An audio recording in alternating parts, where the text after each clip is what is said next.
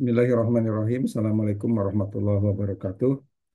Kita bertemu kembali dalam mata kuliah Business Project. Kali ini kita akan membahas tentang bagaimana eh, membuat atau memastikan terlaksananya bisnis project melalui manajemen project yang benar.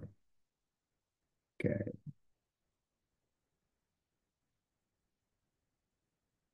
Berbicara tentang manajemen project, perlu dipahami bahwa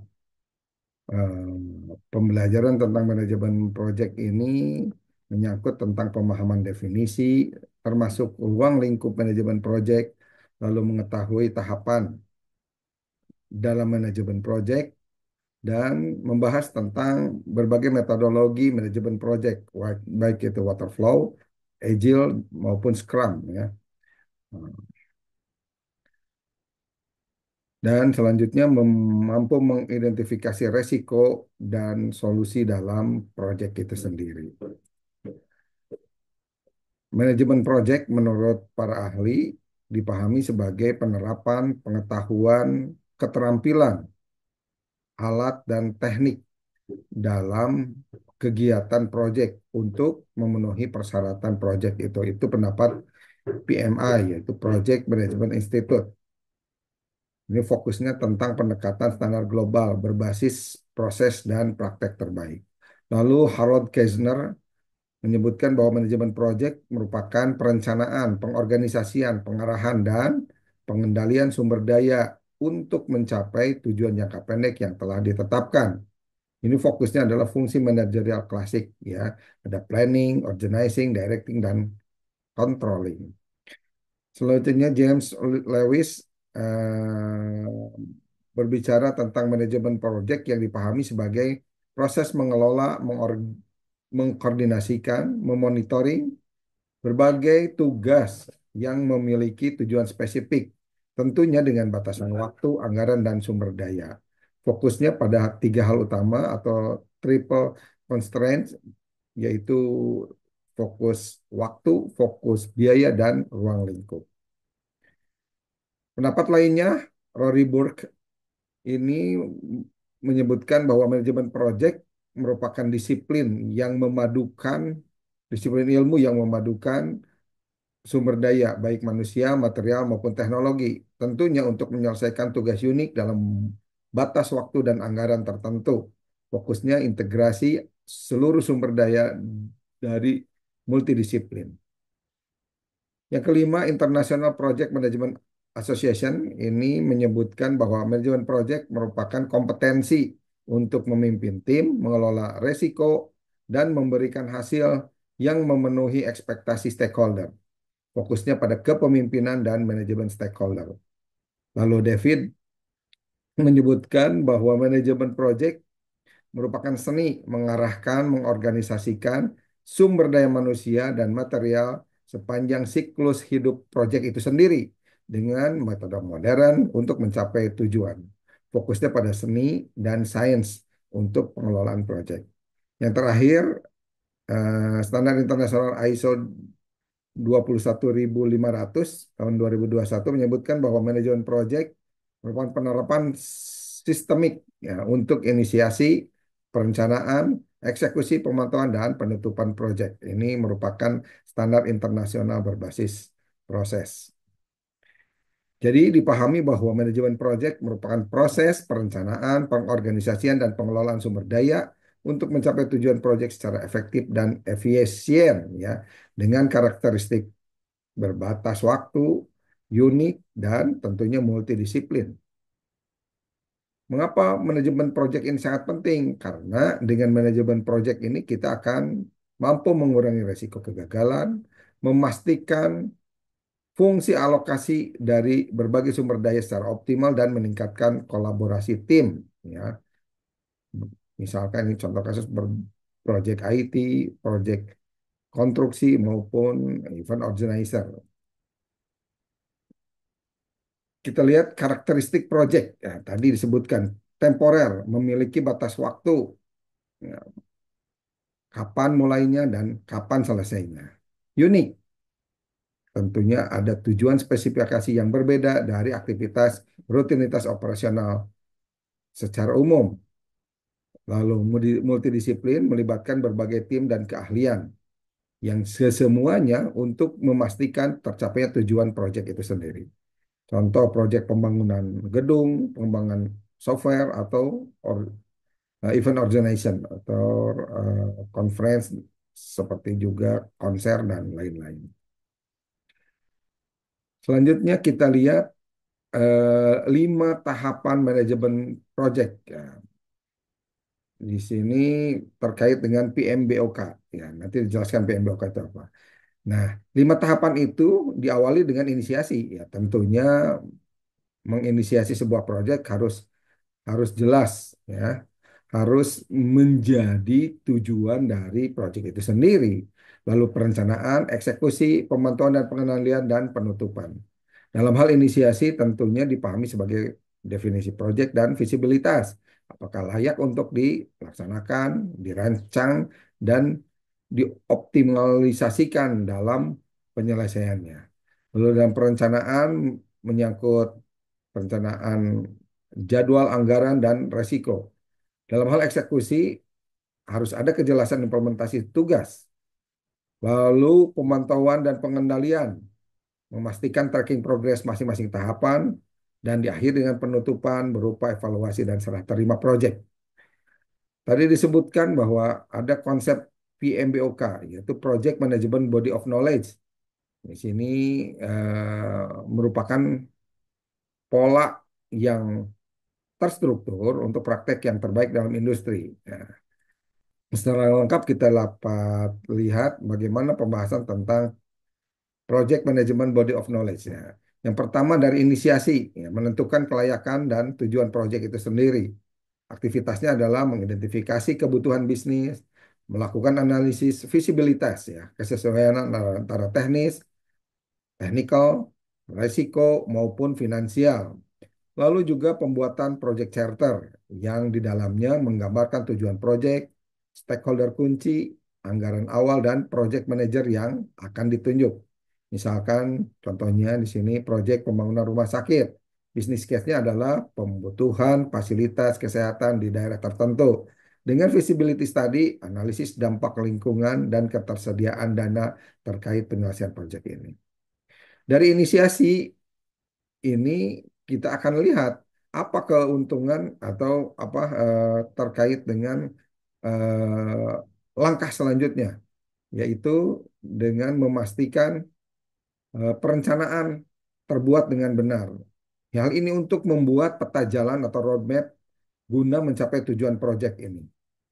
Adapun aktivitas utamanya dengan memastikan proyek itu terpecah dalam tugas-tugas kecil atau diistilahkan work breakdown structure. Lalu yang kedua dengan penjadwalan yang baik menggunakan metode Gantt chart, critical path method ataupun yang lainnya. Selain itu juga manajemen risiko digunakan untuk memastikan diketahuinya risiko itu sendiri atau identifikasi risiko serta rencana mitigasi jika risiko itu muncul. Lalu yang terakhir, aktivitas utama dari perencanaan ini mengalokasikan sumber daya berupa anggaran, tim, dan material. Outputnya yang akan diraih berupa dokumen rencana proyek atau project management plan. Nah, contohnya adalah dengan project software development. Ya. Di sini work breakdown structure-nya berupa desain utilitasnya, lalu juga coding, testing, deployment, dan jadwal pelaksanaan per minggunya. Eh, Ketiga, eksekusi. Project execution. Tujuannya melaksanakan rencana project yang pada tahap kedua telah direncanakan. Adapun aktivitas utamanya adalah membangun tim dan mengkoordinasikan tugas, pengadaan sumber daya, baik material maupun vendor, mengkomunikasikan dengan stakeholder berbagai progres yang telah dilaksanakan. Lalu juga melakukan quality control untuk memastikan hasil sesuai dengan standar. Misalkan project, event, atau konser ya. Eksekusinya pembangunan panggung, penjualan tiket, dan artis ya. Selanjutnya, yang keempat pemantauan dan pengendalian, monitoring control. Ini tujuannya untuk memastikan proyek secara sesuai dengan rencana. Aktivitasnya adalah memastikan tracking progress sesuai dengan perencanaan. Nah, ukurannya adalah atau key performance indikatornya dapat dilihat dari schedule variance dan cost variance yang dicapai. Selain itu, manajemen perubahan. Jika ada perubahan, bagaimana pengelolaannya? Atau baik berdasarkan kebutuhan atau keadaan yang memaksa. Selanjutnya, penyesuaian jadwal dan anggaran jika ada deviasi atau perubahan. Di sini menggunakan tools berupa dashboard laporan ya secara rutin. Contohnya proyek konstruksi, pemantauan apakah pembangunan fondasi sesuai timeline, jika terlambat, apakah kita memperpanjang waktu atau menambah pekerja. Yang kelima, closing, ya, project closure. Ini tujuannya untuk menyelesaikan proyek secara formal. Aktivitasnya serah terima hasil ke stakeholder, melakukan evaluasi kinerja, lalu pembubaran tim, dan tentunya memastikan pengarsipan yang baik. Contohnya proyek ERP, planning penggunaan pengguna akhir. Di dalamnya ada comment handover dan garansi pemeliharaan atas aktivitas yang telah dilaksanakan. Nah, dalam pelaksanaan manajemen project ada beberapa metodologi, ada waterfall, agile, scrum tadi sebut dan kanban. Ya, kita akan gambarkan bagaimana perbedaan metodologi project di dalamnya. Waterflow memiliki keunggulan terstruktur, jelas tahapannya. Lalu Agile memiliki keunggulan fleksibel dan iteratif, Scrum cepat adaptif, dan Kanban visualisasinya atau tugas visualisasinya real time. Tapi ada kekurangannya. Waterflow tidak fleksibel terhadap perubahan, Agile membutuhkan tim berpengalaman, Scrum kompleks dan ini diperuntukkan untuk proyek yang besar, sementara Kanban kurang cocok bagi proyek yang lebih kompleks. Pemahamannya kita lihat metodologi manajemen project waterflow ini merupakan pendekatan manajemen project yang linier dan berurutan, di mana setiap project harus diselesaikan sebelum dilanjutkan ke tahapan berikutnya. Ciri-cirinya dari metodologi waterflow ini ada pendekatan linier, ya, lalu tahapan yang jelas, pengujian yang terukur, dan dokumentasi yang baik. Keuntungan dari metodologi waterflow ini pengelolaan yang mudah, pengujian yang terukur untuk memastikan penyelesaian dengan baik, dokumen yang baik juga dokumentasi yang baik. Ini untuk agar tim project memahami dan mengelola project selama berlangsungnya pelaksanaan. Kualitas yang tinggi, metode waterflow memiliki kualitas yang tinggi untuk memastikan project telah selesai dengan benar.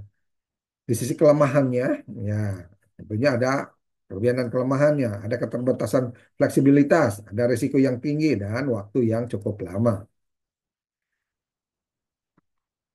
Contoh penggunaan metodologi waterflow di proyek konstruksi, di pengembangan perangkat lunak, dan juga proyek manufaktur. Metodologi yang kedua adalah metodologi Agile. Ya, ini pun buah pendekatan manajemen proyek yang fleksibel dan iteratif, di mana proyek dipecah menjadi berbagai iterasi yang lebih kecil dan dapat diselesaikan dalam waktu yang lebih singkat. Ciri-cirinya ada pendekatan fleksibel, ya, disesuaikan dengan kebutuhan, lalu iteratif, dipecah menjadi iterasi yang lebih kecil, yang dapat diselesaikan lebih singkat, ada kolaborasi tim dan pengujian yang berkelanjutan. Keuntungan dari metodologi Agile ini lebih fleksibel, pengembangan lebih cepat, kolaborasi tim yang kuat, dan pengujian yang berkelanjutan. Sementara kelemahannya, adanya keterbatasan dokumentasi. Ya. Hal ini bisa menyulitkan dalam pemahaman pengelolaan proyek. Ada risiko yang tinggi dan ketergantungan pada tim. Contoh penggunaan metodologi Agile di manajemen proyek adalah proyek pengembangan perangkat lunak, proyek pemasaran, proyek penelitian, dan pengembangan. Yang ketiga, metodologi manajemen project Scrum. Ini merupakan pendekatan manajemen project yang iteratif dan fleksibel, di mana project dipecah dalam beberapa sprint yang lebih kecil dan dapat diselesaikan dalam waktu yang lebih singkat.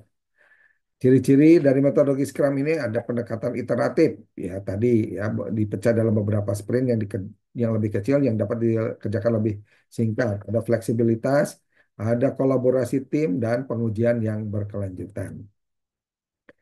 Peran dalam metodologi Scrum, ya ada peran product owner, ada peran Scrum Master, ya. Product owner tadi bertanggung jawab terhadap penentuan prioritas kebutuhan project. Scrum Master memfasilitasi ya kebutuhan Scrum dan memastikan bahwa tim bekerja dengan efektif.